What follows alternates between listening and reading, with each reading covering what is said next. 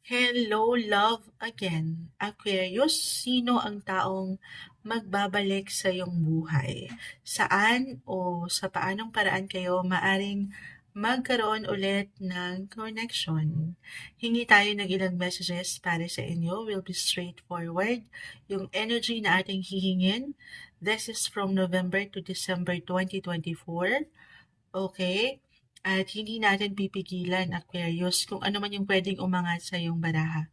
Napakalawak rin naman kasi talaga ng usaping pag-ibig, relasyon. We'll see. Okay, hello love again. Sino itong taong magbabalik sa iyong buhay? Message, Aquarius, November to December energy, anong kailangan marinig ng mga taong ito? Ayun na, tumalon na.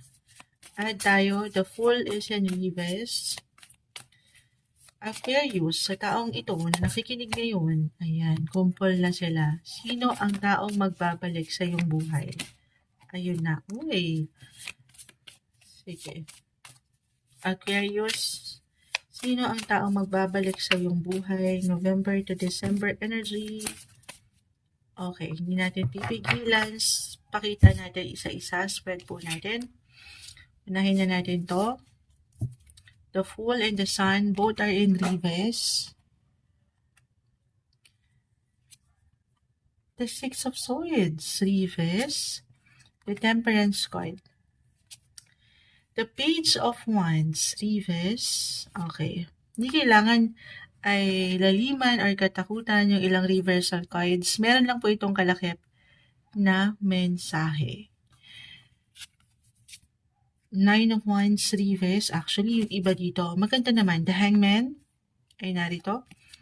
And the Eight of Cups, reverse. Pumasok na yung pinakasalita dito para sa inyo. Ito yung meron talaga magbabalik. Okay, for some of you, still, tayo ay general reading. Ano-ano to, Moonchild? Okay. Maaaring meron pong magbalik mula, unahin ko na, mula sa ibang lugar or ibang bansa na may kaugnayan saan. Okay, umaangat yung energy ng okay. Sa Eight of Cups pa lang eh. Six of Swords. Yung mga para sa ilan, nagkaroon kayo ng unfinished business. Kumbaga, hindi kayo nabigyan ng pagkakataon para magkaroon ng closure. And this time, babalik ang taong ito para maituwid or maiwasto, Aquarius, yung mga ganap before. Lalo pa kung mag-apply yun, na maaring may kaugnayan din para sa ilan, okay? Sa pera. Or about, ito na, it could be an ex. Yes po, dito na yun eh. Ex-lover or ex-partner in business, especially kung may connected ito sa money for some of you. Or kahit sa simpleng energy, the sun, reverse, yung investment. Physically, mentally, emotionally, totoo naman yan. Naglabas kayo dyan ng enerhiya na hindi naging ganon kagaanan. And this time, maaring matugunan na kayo, maharap kayo, mabayaran kayo. Why not? Umaangat din yung paghihintay kasi dito. The Hangman, the King of Swords. This time, mas matutugunan. Umaangat yung pagiging malaya. May freedom na ngayon. Or mas aangat yung pagiging free-spirited nyo, Aquarius. Okay. Para sa ilan na nawawalan ng pag-asa or napanghihinaan ng loob dito dahil hindi siya nagiging madali. Yung waiting game, okay? Maring kung ano man yan, yung hinihintay nyo mula sa aking ilang na-mention, eto, may pag-angat na ito'y parating sa inyo. Pwede rin po anything related, usaping relasyon, pasok na natin, 9.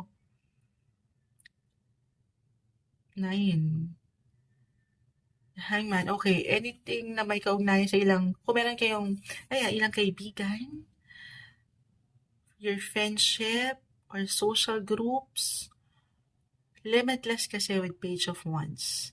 Kung saan naiiwanan kayo ng mas malawak, meron kayong natututunan pagdating sa ilang network groups, social groups, Okay, kung meron kayong ilang hindi lang kaugnayan sa pera, if ever, kahit sa simpleng tensyon or misunderstanding ito,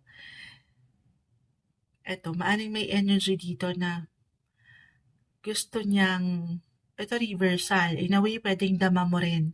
Gusto niyang humingi ng sorry or ng, yun nga, yung closure. Parang hindi kayo naging okay from the past. Kaakibat yung tension. And this time, parang gusto niyang, bago pa man matapos ang taong ito, gusto niyang makaharap ka or sana naman ano, hindi to hello, kamusta? Alam mo na yung kamusta, alam mo na yung word after nun. Pwede ba? Pwede bang manghiram? Ayan. Umaangat kasi dito parang hihirit eh. Meron ako nakikitang pagbabalik, susubok ulit. Dalawa lang yan. Susubok ulit mula dito sa ilang pagsubok na inyong dinanas together.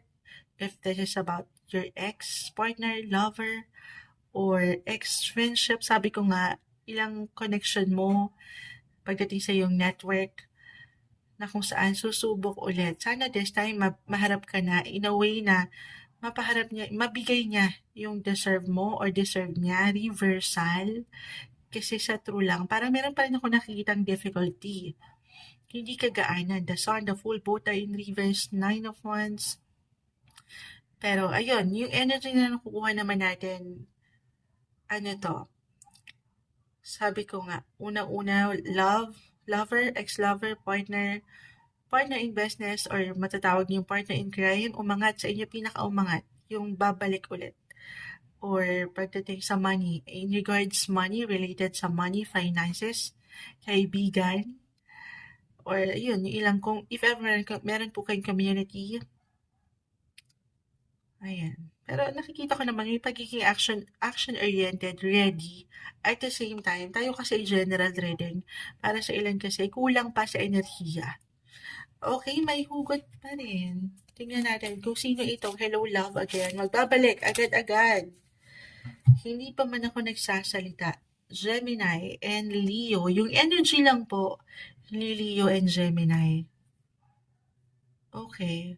So, kahit over the net ito, maaaring may hi and hello, hi or hello, love again. Gemini. So, communication, connection, using the internet, technology. Diyan yan, ipasok na yung network nyo na kanina ko pa na-mention. Ilang groups, kung meron man kayong community, friendship. Ayan. Especially kung meron kayong hindi ganun nagkagaan ng pinagdaanan. The Sun, Leo. Leo is ruled by the Sun, but the Sun is in reverse. Kung saan kayo naghina? Okay. Sino to? Yung ilang naging, kung saan ano to? Napangunahan kayo ng kahinaan. Or this is someone na kahinaan nyo at the same time ay kalakasan. Sino yan? Leo is in the 5th house. Ito yung energy, again, hindi kailangan mag-apply po yung pinaka-sign. Yung energy lamang ng Leo and Gemini. Leo is in the 5th house of one and only true love. Yung matatawag nyong love. So, ayun na. Pasok na natin dyan. Or, saan yung mga kagustuhan nyo? Yung inyong mga extra na aktibidad? Kung saan may papasok nyo yung mga hobbies or okay, kung saan kayo nagiging masaya, may travel din dito. The Page of Wands, the Fool, mas merong freedom. Mas, yun lang, parang may pagmamadali ito na lumapit sa'yo. Sana lang hindi siya mapigilan, lalo pa kung hindi pa handa or kulang pa sa energy as I've mentioned. So yun, may hugot. Ano yan, Moonchild? Sino itong pwedeng magbalik sa aking buhay? Summary tayo. Summary? Ang dami kasing bumagsak pagdating sa mga Aquarius. So, nakaka-overwhelm. Could be an ex. Ayun na, 8 of Cups, 6 of Swords, ex-partner, ex-lover, businessman ito or anything related sa money or may patungkol sa inyong mga kaibigan, groups, community. Okay. at kung saan merong pagkakautang, pagkukulang kahit sa simpleng enerhiya, para sa ilan ito yung hinihintay nyo na matagal na. Okay, and this time claim natin na makarating siya sa'yo, mabayaran ka, or kahit paano matapos if ever meron kayong ilang unfinished business together. Ito yung umaangat. Hello, love again. November to December 2024 energy para sa inyo, Aquarius.